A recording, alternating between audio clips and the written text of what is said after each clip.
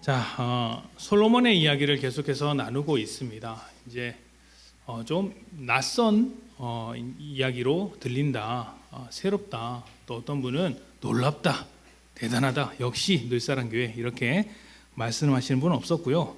아무튼 이렇게 대충 이렇게 이야기를 주셨습니다. 아무래도 우리가 지금까지 이제 솔로몬의 이야기 중에 많은 부분이 성전과 왕궁을 짓는 이야기로 기록되어 있고, 그러다 보니 이제 성전에 집중하게 되고, 그래서 그 성전을 지은 솔로몬의 인생, 이 솔로몬을 대단하게 생각하는 경우가 참 많습니다. 또 솔로몬이 누리고 있는 이 수많은 지혜와 부귀와 영화로움이 누가 봐도 부러워할 만한 것들이기 때문에 더더욱 그렇겠죠. 하지만 성경은 하나님에 대한 책입니다.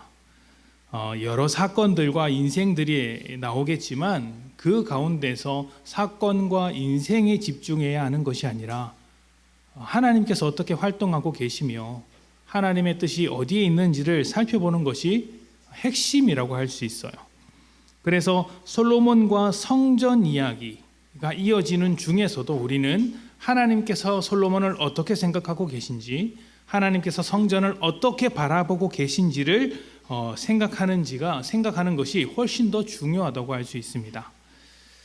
자, 그렇다면 성전을 짓는 것이 나쁜 일일까요? 누차 말씀드렸지만 나쁜 일이 아닙니다.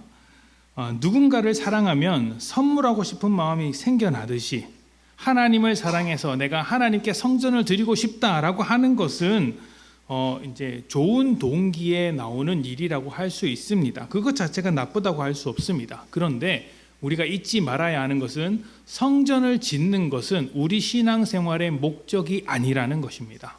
내가 자발적으로 하나님을 기뻐하기 때문에 성전을 지을 수 있습니다. 큰 건물을 지어서 거기다가 하나님의 이름을 딱 붙여놓을 수도 있죠. 내 신앙의 표현입니다. 그러나 그것을 위해서 우리의 믿음이 우리에게 이제 구원을 허락하셨다, 우리 믿음이 그 길을 향해서 나아가야 한다라는 것은 아니라는 것이죠. 예전에 제자 훈련을 하면서 이런 말씀을 드린 적이 있습니다. 제가 후배 청년과 이렇게 좋아하는 후배 청년과 식사를 하는 자리였어요. 만나서 재밌게 놀고 밥을 먹는데 밥을 먹다가 혹시 너는 꿈이 뭐냐, 이제 비전이 뭐냐 이렇게 물었던 적이 있습니다. 그러자 그 청년이 대답하기를 하나님을 위하여 좋은 교육관을 하나 지어드리는 것이 자기가 바라는 이제 목표라고 이야기했습니다. 신앙의 비전. 그때가 20대 초중반이었으니까 사실 뭐 대단하죠. 훌륭한 믿음이라고 할 수 있겠죠. 그런데 이제 이 대목에서 사람들은 한 걸음 더 들어가는 것입니다. 내가 하나님께 좋은 교육관을 지어 드려야 하니까, 내가 하나님께 좋은 교육관을 지어야 하니까, 지어 드리기 위해선 하나님께서 내 사업이 잘 되도록 해 주셔야 한다는 것이죠. 물론 그 청년이 그렇게 말한 것은 아닙니다만 일반적으로 그렇게 생각하더라는 것입니다. 하나님께서 내 사업, 내 일, 내 생활이 잘 되도록 해 주시기만 한다면 나는 하나님께 이런 것을 드리겠다고 하는 것입니다. 그런데 이것은 지금 솔로몬이 성전을 짓는 것과 똑같은 생각인 것입니다. 어떤 것이냐면 하나님과 거래하자는 것이에요. 자, 열왕기상 8장 24절부터 26절입니다. 성전을 짓고 나서 솔로몬이 하나님 앞에 드리는 아주 유명한 기도인데 제가 이 기도를 좀 꼬투리 잡도록 하겠습니다. 자, 열왕기상 8장 24절부터 26절입니다. 제가 봉독하겠습니다. 주께서 주의 종 내 아버지 다윗에게 하신 말씀을 지키사 주의 입으로 말씀하신 것을 손으로 이루심이 오늘과 같으니이다. 이스라엘의 하나님 여호와여, 주께서 주의 종 내 아버지 다윗에게 말씀하시기를 내 자손이 자기 길을 삼가서 내가 내 앞에서 행한 것 같이 내 앞에서 행하기만 하면 내게서 나서 이스라엘의 왕위에 앉을 사람이 내 앞에서 끊어지지 아니하리라 하셨사오니 이제 다윗을 위하여 그 하신 말씀을 지키시옵소서. 그런즉 이스라엘의 하나님이여, 원하건대 주는 주의 종 내 아버지 다윗에게 하신 말씀이 확실하게 하옵소서. 아멘. 자, 솔로몬이 하나님께 드린 이 기도는 이미 앞에서 하나님께서 하신 말씀, 하나님께서 다윗에게 해주신 약속을 근거로 삼아서 기도하고 있는 것입니다. 그러니까 하나님, 이렇게 말씀하셨지 않습니까? 다윗의 왕권을 영원히 가겠다, 이 나라를 영원한 나라로 만들겠다고 말씀하시지 않으셨습니까? 그러니 그 약속을 이제 이루어 주십시오라고 기도하고 있는 것입니다. 그런데 여기에 중요한 문제가 하나 있습니다. 이 기도가 성전을 조건으로 드리는 기도라는 것입니다.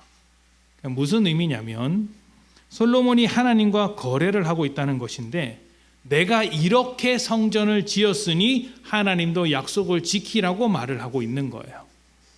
하나님은 이미 약속을 하셨고 성전을 조건으로 걸었던 적이 없습니다. 성전을 짓든지 안 짓든지 중요한 게 아니죠. 하나님께서 원하셨던 것은 하나님의 말씀 안에서 살아가는 것입니다. 그런데 솔로몬의 생각이 무엇이냐면, 내가 하나님께 성전을 지어 드렸으니 하나님께서 이 약속을 지켜주셔야 한다라고 생각을 하고 있는 것이에요. 근데 이런 것은 다윗도 마찬가지였습니다. 자, 말씀을 한번 봅시다. 사무엘하 7장 1절부터 2절. 여호와께서 주위의 모든 원수를 무찌르사 왕으로 궁에 평안히 살게 하신 때에 왕이 선지자 나단에게 이르되, 볼지어다 나는 백향목 궁에 살거늘 하나님에게는 휘장 가운데 있도다. 아멘. 사람의 마음이 그런 것 같습니다. 가만히 있는데 좋은 일이 생기면 뭔가 좀 찝찝해서 뭘 자꾸 하려고 하는 이렇게 본능적인 반응이 나오는 것 같아요. 하나님께서 다윗을 왕으로 세우시고 모든 원수를 무찌르사 평안히 살게 해 주셨습니다. 다윗은 어떻게 해야 할까요? 그 평안함을 누리면서 하나님의 뜻대로 잘 통치하면 됩니다. 그런데 다윗은 그렇게 하지 않고 가장 먼저 무엇을 했냐면, 하나님께 뭔가 해 드려야 되겠다라고 성전을 짓겠다, 이렇게 생각이 든 것입니다. 내가 이렇게 좋은 복을 얻었으니 이제 하나님께 뭔가 그 대가를 치루어야 하겠다, 성전을 지어 드려야 되겠다, 이렇게 생각을 하는 것이죠. 말씀드린 대로 하나님께 뭔가를 지어 드리는 것이 나쁜 것이라고 할 수는 없습니다. 오히려 좋은 것일 수 있어요. 문제는 이것을 자꾸 거래 관계로 이해하고 있다는 것입니다. 내가 이것을 하면 하나님께서도 해 주시겠지, 아니면 내가 하나님께서 이것을 해 주셨으니까 내가 하나님께 이것을 해 드려야 한다, 이렇게 거래 관계로 생각하는 것입니다. 솔로몬은 성전을 지었기 때문에 하나님께서 그 약속을 지켜 주십시오라고 이렇게 이야기를 하고 있고, 다윗은 순서는 바뀌었지만 하나님께서 이렇게 해 주셨으니 내가 이것을 해 드리겠다. 다윗과 솔로몬은 순서가 달라졌을 뿐, 선불이냐 후불이냐의 차이일 뿐, 거래 관계로 이해하는 것은 똑같습니다. 그러니 솔로몬이 성전을 다 짓고 나서는 어떻게 생각을 하겠습니까? 성전을 다 짓고 나서는 이제 내가 할 만큼 했다, 거래를 마쳤다, 이렇게 생각하지 않겠습니까? 하나님께서 원하시는 성전을 내가 다 지어드렸고, 그래 하나님께 기도했으니 하나님께서도 그것을 이제 이루어 주시겠지, 내 역할은 끝났다, 이렇게 생각하지 않습니까? 그러면요, 성전을 짓고 나서는, 그리고 거래가 끝나고 나면 하나님은 더 이상 필요하지 않습니다. 하나님을 신경 쓸 필요가 없죠. 이것을 잘 보여주는 대목이 바로 오늘 말씀입니다. 솔로몬이 왕이 될 때 애굽의 공주와 혼인을 한 이야기가 나왔습니다. 우리가 그것을 설교 시간에 살펴봤어요. 아주 흘러 지나가는 이야기처럼 보였지만 애굽의 공주를 이제 데리고 와서 정략 결혼을 했습니다. 그런데 오늘 말씀을 보면 애굽의 공주 말고도 수많은 이방 여인과 결혼했다라고 이야기를 합니다. 그 부인이 700명이고 부인이 300명이고 첩이 700명, 도합 1000명에 가까운 사람들이라고 이야기를 합니다. 일종의 정략 결혼을 엄청나게 많이 하는 것이죠. 외교의 문제, 정치의 문제를 결혼으로서, 혼인으로서 풀어가려고 했던 것입니다. 어느 시대든지 이런 혼인을 통한 정치는 존재했습니다. 지금도 존재하고 있겠죠. 그런데 문제는 이방 여인과 결혼을 했다라는 것입니다. 자, 그 여인과 결혼을 하면 그 여인만 들어오는 것이 아니라 그 여인과 함께 시종도 들어올 것이고, 그 여인이 외롭지 않게 그 지역의 문화도 함께 데리고 와야 합니다. 다 끌고 들어오는 것이죠. 그러니까 그 여인과 함께 그 여인의 나라가 섬기는 우상도 함께 들어오게 되는 것입니다. 그리고 우상의 문화도 들어와서 그 땅 가운데 퍼지게 되죠. 그래서 이 이야기를 보면 그 여인이 들어와서 솔로몬의 마음이 돌아서서 이제 예루살렘 성 앞에 큰 산에다가 산당을 짓고 이 신을 위해서 이 신전을 짓고 저 신을 위해서 저 신전을 지었다는 이야기가 쭉 나옵니다. 솔로몬과 혼인한 여인들의 출신을 보면 모압과 암몬과 에돔과 시돈과 헷이라고 이야기를 하는데 가나안 주변에서 우상을 섬기는 나라입니다. 하나님은 가나안의 우상을 모두 몰아내셨는데 솔로몬은 그 우상을 다 끌고 모아 들고 있는 거예요. 한 나라, 애굽 나라 하나만 끌고 오는 것이 아니라 1000명이나 되는 이방 여인들을 끌고 와서 그 모든 우상을 이스라엘에 이식시켜 놓고 있는 것입니다. 주목할 것은 2절 이후의 말씀이에요. 2절에 보면 하나님께서는 이방 여인들과 결혼할 경우, 그러니까 통혼할 경우에 너희는 우상을 섬기게 될 것이라고 미리 말씀을 하셨어요. 그리고 앞에서 하나님께서 계속해서 너는 내 말을 들어라, 듣는 마음을 가지고 통치하라 이렇게 말씀하셨지 않습니까? 미리 말씀하셨고 그 말을 들으라고 하셨는데 솔로몬은 전혀 듣지 않았습니다. 전혀 듣지 않았어요. 마지 못해서 결혼했다라고도 할 수 없는 것이 5절을 보면 밀곰이라는 우상을 섬겼다라고 이야기를 합니다. 그리고 그 뒤에 보면 그모스, 몰렉, 아스다롯 이런 신들의 신전도 함께 이렇게 지었다라고 이야기를 하죠. 전에 한번 말씀드린 적이 있는데 이 밀곰, 몰렉, 그모스, 아스다롯 이런 것은 다 이제 비슷한 신이에요. 이제 거의 같은 신인데 이쪽 나라에 가면 그모스로 불리고 저쪽 나라에 가면 몰렉으로 불리고 이렇습니다. 근데 이 신은 자식을 제물로 바치는 신입니다. 자기의 자식을 이제 불고둥이에 넣어야 하는 아주 이제 잔인한 우상이죠. 그래서 하나님께서 이 우상을 정말 싫어하셨어요. 아주 가증스럽게 여기며 싫어하셨습니다. 그런데 솔로몬은 개의치 않고 그 모든 우상을 적극적으로 받아들이고 있는 것이죠. 이런 것은 이 하나님과의 관계를 거래로 생각하기 때문에 벌어지는 일입니다.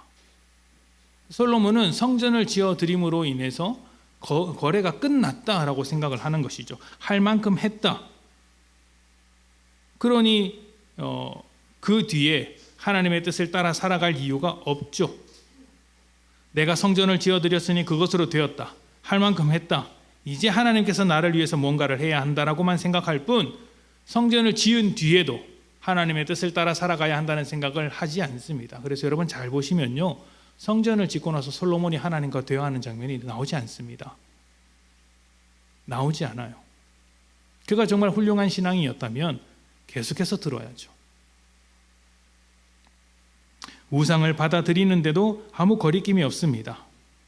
그러나 성경은 우리와 하나님과의 관계를 거래 관계라고 말하지 않습니다. 거래 이상의 관계라고 이야기를 하죠. 자, 마태복음 19장 16절부터 25절 말씀을 한번 봅시다.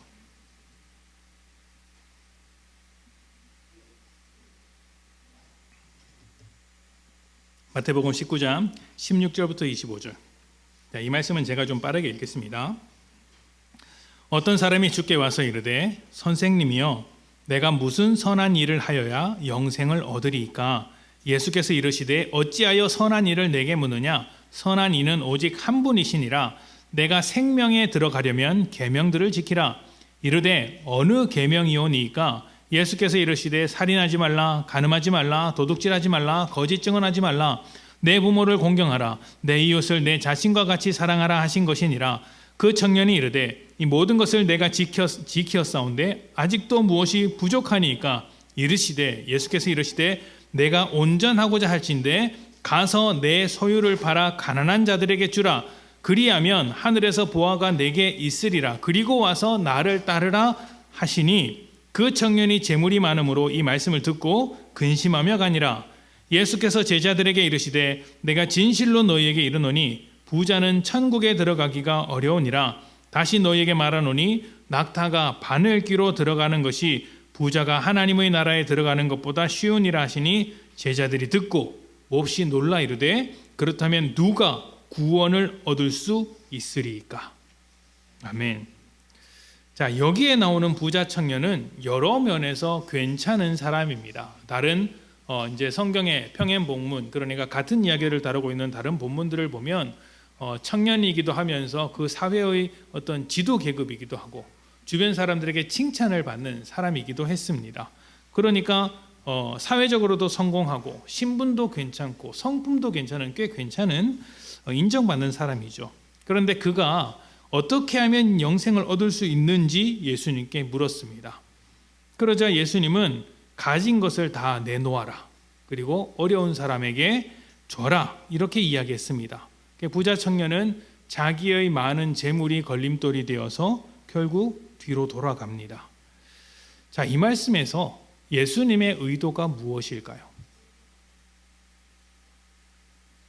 지난주에 제가 이제 집을 팔아야 된다. 이런 이야기를 한 적이 있는데 오늘은 또 전 재산을 내놓으라는 이야기가 나왔습니다.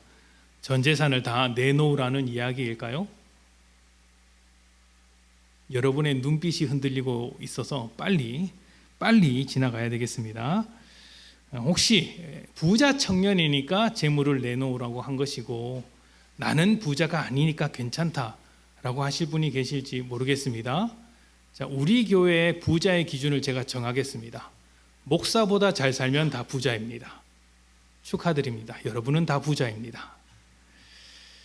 자, 이 문제를 잘 이해하려면 부자 청년의 질문에서부터 시작을 해야 합니다.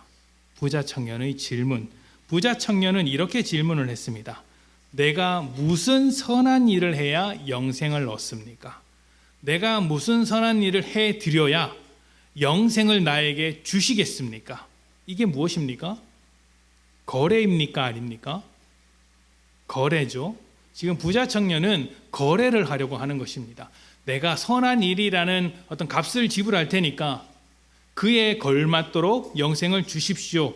그 영생을 얻기 위해서 내가 어떤 선한 일을 지불해야 합니까? 이렇게 거래 관계로 이야기를 하는 것입니다. 그러면 그 뒤에는 어떤 말이 따라와야 합니까? 이런 일을 해야 한다. 아니면 이런 일을 하지 말아야 한다. 아니면 이런 일을 할 필요가 없다. 안 해도 된다. 이렇게 접근하는 것이 맞습니다. 그런데 예수님은 조금 어색한 대화를 하십니다. 사실 예수님도 뒤에 보면 계명을 지켜라, 네 지산을 팔아라 이렇게 뭘 해야 하는지를 말합니다. 그런데 그 앞에 예수님의 말씀이 조금 흐름이 이상한 이제 대화가 나오는 거예요. 자, 보도록 합시다. 19장 16절부터 17절. 제가 16절을 읽을 테니까 17절은 여러분이 한번 읽어보겠습니다. 어떤 사람이 주께 와서 이르되 선생님이여 내가 무슨 선한 일을 하여야 영생을 얻으리이까?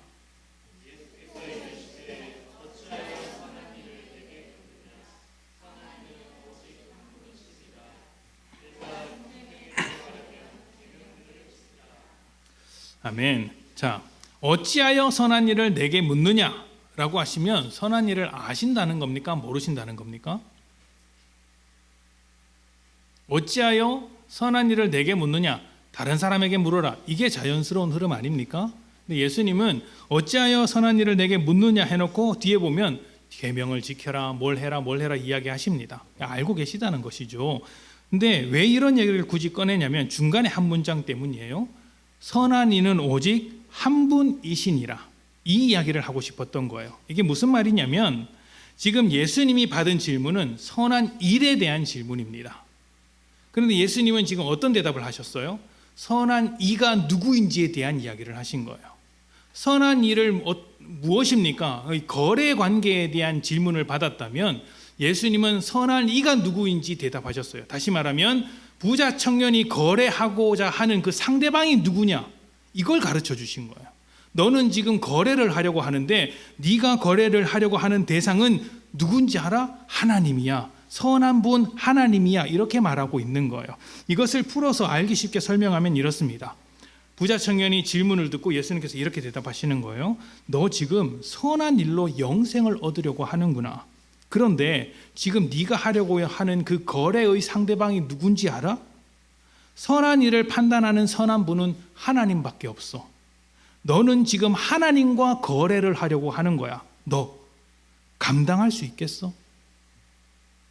너 하나님과 거래를 하려고 하는데 그거 감당할 수 있겠어? 라고 물으시는 거예요. 거래는요, 비슷한 사람끼리 해야 성립이 됩니다. 계약 조건도 맞고 수준도 맞아야 거래가 성립이 되죠. 주고받는 게 거래 아닙니까? 하나님께 영생을 받기 위해서라면 얼마나 드려야 합니까? 하나님과 거래를 하려고 하고 하나님께 받고자 하는 것이 영생이라면 도대체 우리는 얼마나 드려야 그 거래가 성립되겠습니까? 여러분은 하나님이 원하시는 것만큼 드릴 수가 있습니까? 여러분의 최선을 다 드린다고 한들 하나님의 발톱에도 미치겠습니까? 이 거래가 성립이 안 되겠죠. 불가능하겠죠. 그래서 예수님께서 계속해서 이야기하시는 거예요. 십계명을 지켜라. 그거 다 지켰다고 하니까 그래? 그러면 너 가지고 있는 돈을 다 팔아서 재산을 다 팔아서 가난한 사람에게 주어라. 이것은요, 부자 청년에게 돈을 요구하신 게 아니에요. 돈을 요구하신 게 아닙니다. 여러분의 표정이 밝아지고 있군요. 좋습니다.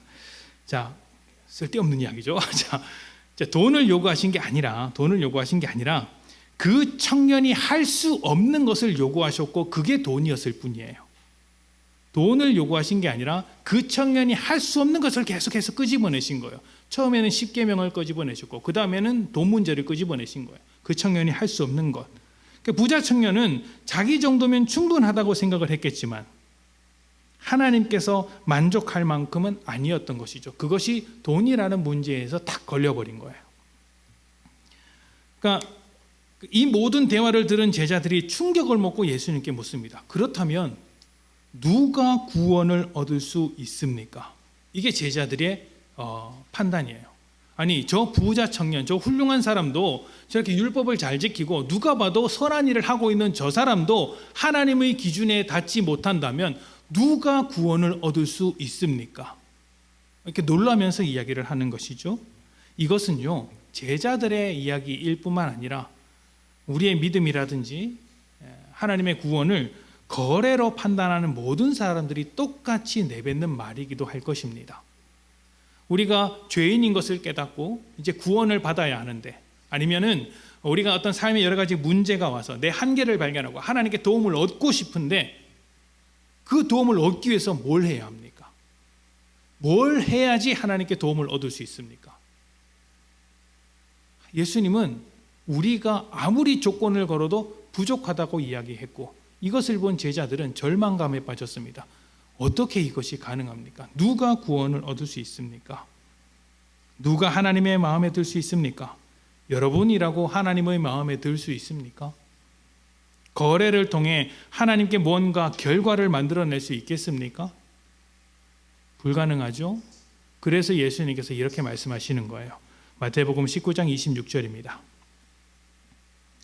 예수께서 그들을 보시며 이르시되 사람으로는 할 수 없으나 하나님으로서는 다 하실 수 있느니라. 아멘. 이게 부자 청년의 결론이에요. 사람은 거래를 통해 영생을 이루려고 하지만 그 어떤 사람도 그 거래를 성립시킬 수가 없다. 누가 하나님의 마음에 흡족할 만큼 선한 일을 할 수 있겠느냐? 그런데 하나님은 그걸 아신다. 아시기 때문에 하나님께서 직접 우리에게 영생을 이루어 주실 것이다. 우리에게 뭔가를 요구하시는 것이 아니라 요구하지 않고 그냥 주실 것이다. 하나님께서 우리를 위해 일하실 것이다. 이것이 예수님께서 말씀하고자 하는 것이죠. 부자 청년은 거래의 관계로서 접근을 했지만 예수님은 하나님과 우리의 관계가 거래로 성립되는 것이 아니라 은혜의 관계라는 것을 설명해 주고 계시는 것입니다. 은혜라는 것은요, 참 놀라운 것입니다. 왜냐하면 사람들 사이에선 절대 일어날 수 없는 것이기 때문입니다. 성경에는 이런 말씀이 있죠. 친구를 위해서 목숨을 버릴 수는 있어도 죄인을 위하여 목숨을 버리는 사람은 없다. 여러분은 누군가를 도와주려고 하는데 죄인, 그러니까 원수, 여러분을 죽이려고 하는 사람, 여러분을 잡아먹으려고 하는 사람이 있는데 그 사람을 돕고 싶습니까? 그런 마음은 없습니다. 뭐 하나라도 내 마음에 드는 게 있어야 돼요. 하물며 불쌍해 보이기라도 해야 합니다. 내 마음에 들어야죠. 이름께나 날린 지식인들이 이 기독교의 구원에 대해서 설명을 들으면 실망을 합니다. 너무 시시하다는 것이죠. 이제 예전에 제가 일을 할 때 이제 군인들하고 이제 계약을 맺어서 일을 하시는 분들이 이제 있었는데 이제 그분들 중에 이제 불교에 굉장히 심취하신 분이 계셨어요. 그분이 제가 신학생인 걸 알고 이제 저한테 자꾸 대화를 거는데 그분의 결론이 이거였습니다. 이제 기독교는 너무 얕고 불교는 너무 심오하고 방대하다는 것입니다. 너무 깊고 심오하고 방대해서 여기에 더 흥미가 끌린다는 것이죠. 제가 그랬습니다. 맞다고. 맞다고 그랬습니다. 기독교는 너무 쉽다. 너무 쉽다. 그래서 굳이 깊이 들어갈 이유가 없다. 이렇게 대답을 했습니다. 그러니까 이런 것이죠. 구원을 받는 게 너무 쉬워요. 돈을 낼 필요도 없고요. 무슨 법을 지켜야 하는 것도 아닙니다. 인격이 훌륭해야 하거나 수양을 쌓아야 하거나 득도의 경지에 이르러야 하는 것도 아닙니다. 그냥 공짜로 줍니다. 예수님께서 나를 구원하셨음을 믿습니다. 이게 구원받은 거예요. 이게 뭡니까? 그럴듯한 게 없지 않습니까? 그러니까 너무 시시하다는 거예요. 시시하니까 값어치 없게 느끼죠. 세상에 공짜가 있습니까? 없습니다. 아까 말씀드렸던 대로 친구를 위해서, 그러니까 내 마음에 드는 사람을 위해서는 목숨까지도 줄 수 있는 사람이 있을지언정 내 마음에 하나도 들지 않는 사람을 위해서 목숨을 바치는 사람은 없습니다. 목숨을 바친다라는 것은 내게 소중한 것을 주는 거거든요. 그러니까 내 마음에 하나도 들지 않고 오히려 나를 괴롭히고 죽이려고 하는 그 사람이 있는데 그 사람을 위해서 내 가장 소중한 것을 내어줄 수 있는가? 그런 사람은 없다는 것이죠. 그게 우리가 생각하기에는 정의롭고 합리적이고 당연한 일이지 않습니까? 그런데 그 당연한 일을 하나님께서 깨트리고 들어와서 하나님의 반대편에서 원수와 같이 살아가고 있는 사람들에게 은혜를 주시고 계시다는 것입니다. 하나님과 우리의 관계가 무엇이죠? 은혜의 관계다. 은혜로 우리를 부르시고 영생이라는 자리까지 오게 하십니다. 그리고 영생을 얻었으니 구원을 받은 하나님의 자녀가 되었으니 그 자녀답게 살라, 이렇게 이야기하는 것이죠. 그 자녀답게 살지 못하면 어떻게 됩니까? 구원이 취소됩니까? 아닙니다. 하나님의 자녀답게 살지 못하면 제일 힘들어하는 분이 하나님이에요. 하나님의 자녀답게 살지 못하면 제일 힘들어해야 할 게 우리 자신이어야 하는데 우리는 어쩔 수 없지 안 믿는 사람처럼 살아도 세상이 이런데 나도 그냥 이렇게 대충 살지 이렇게 편하게 넘어갈지 모르지만 하나님은 그 꼴을 못 보는 것입니다. 누가 더 힘드냐? 하나님이 더 힘들죠. 왜 힘드실까요? 사랑하시니까. 솔로몬의 성전 이야기에서도 하나님께서 원하셨던 것은 성전 그 자체가 아니라 말씀을 따라가는 것이었습니다. 성전을 지으나 안 지으나 그들은 여전히 하나님의 백성이었죠. 다윗이 잘 나가서 왕이 된 것이 아니고 솔로몬 역시 대단해서 왕이 된 것이 아닙니다. 사실 따지고 보면요, 솔로몬은 다윗의 죄로 태어난 아이입니다. 다윗이 밧세바를 범하지 않았다면, 그의 남편 우리아를 죽이지 않았다면 솔로몬은 태어나지 않았을 거예요. 밧세바는 밧세바의 가정을 꾸리고 다윗은 다윗 나름대로의 가정을 꾸려갔으면 되지 않았습니까? 노예에 불과했던 이스라엘을 하나님의 백성으로 삼아 주셨고, 목동에 불과했던 다윗을 왕으로 삼아 주신 것, 그리고 솔로몬을 왕으로 삼아 주신 것까지 하나님께 흡족한 사람은 없지만 하나님은 그들을 구원해 주시기 위하여 일을 하는 것입니다. 사람에게는 이 종교적 본성이라는 것이 있어서 자꾸 빕니다. 기도하는 것은 좋아요. 좋습니다. 빌어야 할 땐 빌어야 합니다. 내 모든 연약함을 다 꺼내놓고 하나님 앞에 울 때는 처절하게 울어야죠. 하나님께서 기도하라고 하실 때는 정말 눈물을 뿌리면서 인정하고 기도해야 합니다. 나의 죄성을 있는 그대로 다 고백하는 것이죠. 그러나 그렇게 빌어야 할 땐 빌어야 합니다만 하나님과의 관계를 거래 관계로 이끌어가는 것은 건강한 신앙이 아닙니다. 기도할 때 무엇을 위해 어떤 것을 기반으로 기도해야 합니까? 하나님과 거래하기 위해서 기도하는 게 아니에요. 그건 잘못된 기도예요. 우리가 하나님께 기도할 때는 하나님께서 내 아버지이기 때문에 기도하는 것입니다. 그냥 나아가서 기도하는 거예요. 모든 것을 다 받아주시는 선한 아버지이기 때문에 그 관계를 바탕으로 나아가는 것이죠. 하나님은 우리의 아버지. 만약 여러분의 자녀들이 여러분과의 관계를 어떤 거래 관계로만 제한하고 더 깊이 들어가지 않는다면 여러분은 그 관계, 그 부모와 자식 관계를 건강한 관계라고 할 수 있겠습니까? 주고받는 것 이상의 깊은 관계가 있어야 하지 않습니까? 하나님과 우리의 관계가 바로 그런 관계라는 것이죠.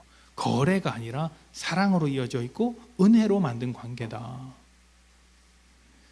하나님은 우리에게 뭔가를 얻어내려고 하시는 분이 아닙니다. 그래서 하나님은 사실 우리와 거래하실 필요가 없어요. 우리한테 얻을 게 없는데 하나님께서 우리와 거래하려고 하시겠습니까? 뭐가 아쉽다고 우리와 거래를 하려고 하시겠습니까? 하나님의 목적은 딱 한 가지, 우리입니다. 우리가 하나님의 목적이에요. 우리가 뭔가를 하는 게 아니라, 우리가 뭔가를 하나님께 드리는 게 아니라 우리 자체가 목적입니다. 하나님 자신을 위해서 우리를 원하시겠습니까? 아니에요. 여러분을 위해서 여러분을 원하시는 거예요.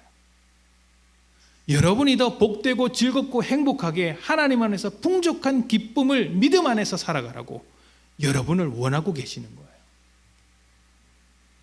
만약 하나님과 우리 사이에서 하나님께서 어떤 거래를 하기 원하신다면 개인적으로 어떤 거래를 하기를 원하실 수도 있습니다.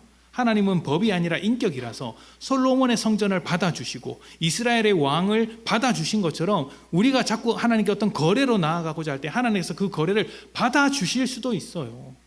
우리가 자식이 자꾸 그런 거래 관계를 내밀 때 하나님 자식과의 관계를 더 돈독하게 만들기 위해서 때로는 거래 관계를 받아주지도 않습니까? 그런 것처럼 하나님도 우리의 거래 관계를 받아주시기도 합니다. 그러나 그건 역시도 하나님을 위한 것이 아니라 우리를 위해서 받아주시는 거예요. 우리를 위해서. 다윗과 솔로몬에게 성전을 허락하신 이유를 한번 생각해 보십시오. 높은 성전을 짓고 휘황찬란하게 금으로 그 성전을 바르고 하나님의 이름을 붙였지만 하나님께서 그 성전 가운데 원하셨던 것은 무엇입니까? 그래, 너희가 성전을 지었으니 그 성전을 통해 하나님의 함께 하심을 기억하고 하나님의 뜻대로 살아야 한다가 하나님의 원하심이었지 그 성전 그 자체가 목적이 아니었습니다. 그런데 솔로몬은 어떻게 합니까? 성전을 지은 것으로만 만족하고 있는 거예요. 내가 할 일은 끝났다. 주일 예배 드렸으니 끝났다. 헌금했으니 끝났다. 목장 모임까지 나왔으면 끝났다.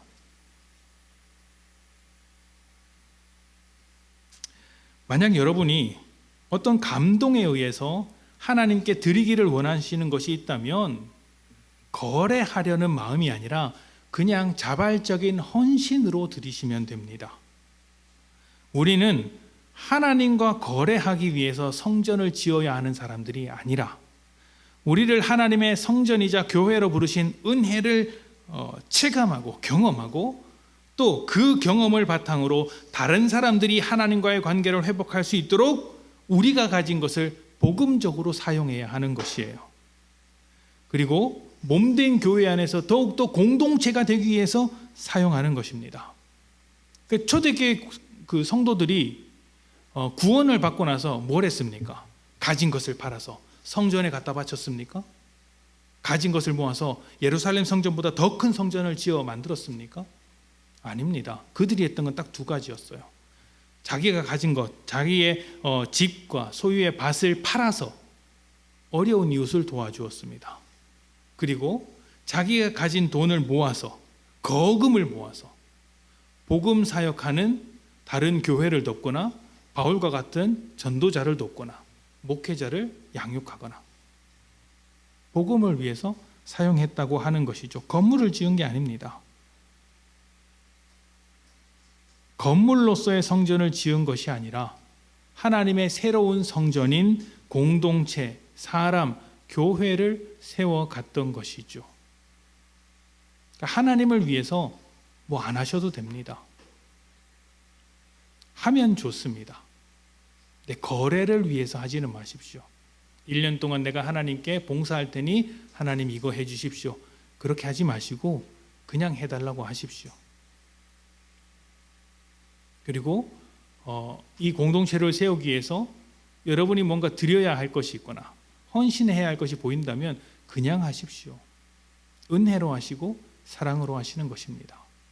거래 관계가 아닙니다. 거래 관계로 들어가는 순간 우리는 세상에 널려있는 그 수많은 종교처럼 되고 솔로몬이 성전을 짓는 것과 같이 되며 우상을 받아들이는 모양으로 흘러가게 됩니다. 그것이 거래 관계 안에 갇혀버린 신앙이라고 할 수 있어요. 우리를 위해 자신을 내어주신 하나님의 뜻을 따라 하나님 나라가 이루어지도록 우리의 것을 자발적으로 드릴 수 있다면, 거래 관계가 아니라 자발적으로 드릴 수 있다면 바울이 말했던 것과 같이 우리의 어떤 것을 기쁨으로 그리고 미리 준비하여 드릴 수 있을 것입니다. 내 것을 주님의 뜻대로 사용하는 기쁨을 누릴 수 있을 것이에요. 그러나 이것은 거래가 아닙니다. 내가 받은 은혜, 내가 받은 그 사랑, 내가 받은 축복을 나누는 것이죠. 하나님과 우리의 관계는 거래로 만들 수 있는 것보다 훨씬 더 깊은 관계입니다. 하나님께서 이 관계를 은혜로, 사랑으로 만드셨습니다. 이 깊은 사랑 안에서 여러분도 그렇게 아름다운 관계를 만들어 가셨으면 좋겠습니다. 이 관계를 절대 놓치지 마십시오. 하나님의 은혜가 저와 여러분에게 가득하기를 축복합니다. 함께 기도합시다.